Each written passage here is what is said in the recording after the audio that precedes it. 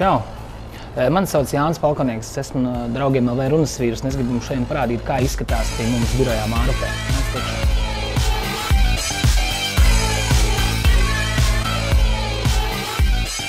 Lai nebūtu jāsēž vienai blondīnei, mēs esam nolikuši elektronisku ierīci, kuri ļoti vienkārši ļauj pasaukt jebkuru darbinieku. Vienkārši jāizvēlās ir, pie kā tu esi atnācis.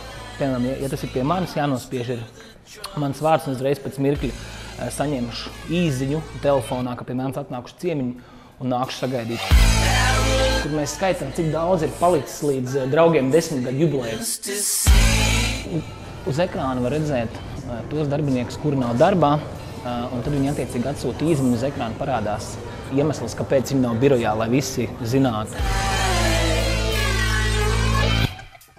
Un uz otra ekrāna var redzēt tādu tehnisko informāciju, kā arī var redzēt, kura no mūsu ēkas 5 toaletēm ir brīva, tad, lai cilvēks neiet un neraustītu durvis lieki.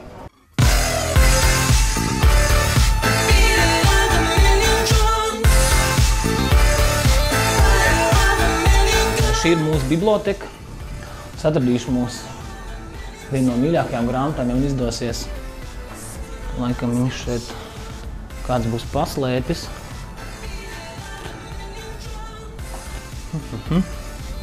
Nav.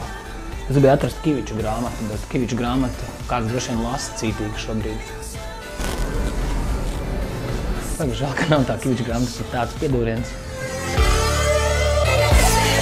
Laipni lūgt tropu mājā, šī arī ir viena no mūsu tādām apspriežu telpām, un lai nevienam nerastos jautājumu, kāpēc te ir tik karsti, mēs esam uzrakstījuši, to es tropos, un tāpēc šeit ir tāda temperatūra. Te ir zaļumi, mitrs gaiss, viss ir ļoti skaisti, bet tā ir vienkārši apspriežu telpa. Jā, un tas ir Jānis, un izskatās, ka viņš ir sastrīdējies ar pārējiem kolēģiem, un tāpēc viņš sēž šeit viens pats pilnībā. Gadās arī tā. Un katrā gadījumā nepaiet nevienu dienu šeit virtuvē, kad es neredzētu šos te divus puišus spēlējam pingpongu. Viņi to dara katru dienu vairākas reizes, un visticamāk ir čempioni. Bet kamēr puiši atpūšās, tikmēr mums ir Ilzīte. Ilzīte ir mūsu auklīte, kur ļoti nopietni katru dienu strādā.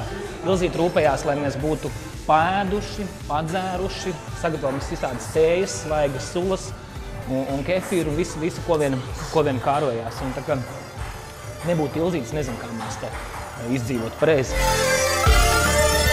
Šī ir mūsu zaļā terasa, tad, kad paliks siltāks laiks, tad šīs būs tādas ārā darba vietas, kur cilvēki varēs paņemt savus datorus un atnākt pastrādāt svaigā gaisā. Nu, protams, darbdienu vakaros aktīvi tiek izmantots šī te ierīce, un tur tiek cepti visādi brīnumi. Šī ir tā vieta, kuru teiksim tā, nemīl ļoti daudzi mūsu darbinieku sievas un vīri, jo šie darbinieki arī pēc darba laika mēdz pavadīt daudz laika, tā ka tas ir tāds vīru un sievu mazais ienaidnieks.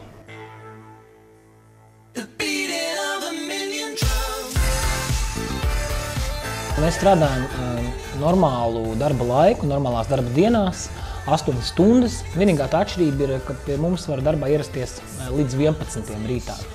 Jo es, protams, nespēju iedomāties, ka, piemēram, mūsu dizaineris Alvis varētu ierasties darbā 7. Tas vienkārši nav iespējams. Ja viņš arī ierastos darbā 7, viņš būtu nekāds visu dienu. Mēs esam Draugiem LV darbinieku kopmītnēs, kojas jaunākajiem darbiniekiem, kuriem nav vēl dzīvesvieta Rīgā. Viņas ir tādas, puiši paši visu ir iekārtojuši, paši viņi krāso, remontē un strādā. Te ir virtuvīte.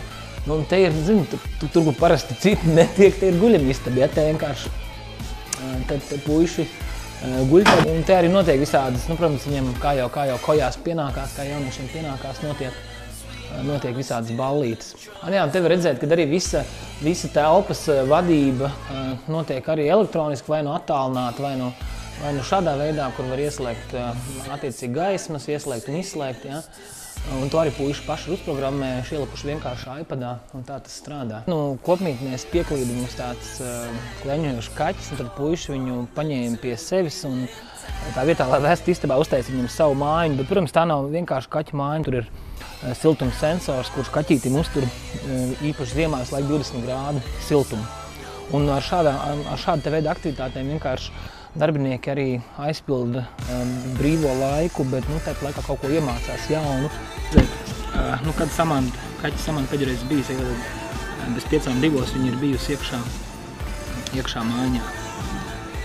Mēs cenšamies arī iedvesmot citus uzņēmumus un parādīt, ka nav jābūt direktoram kretīnam, lai varētu sasniegt kaut kādus rezultātus, kā pozitīvi attiecoties pret cilvēkiem, radot viņiem komfortablus darba apstākļus, un kas var būt foršāks, ja kāds vada uzņēmumu, kurā vienkārši visi darbinieki ir apmierināti, laimīgi un ar prieku nāk uz darbu un strādā kā sev, nevis kā kaut kādam tur riebīgajam priekšniekam.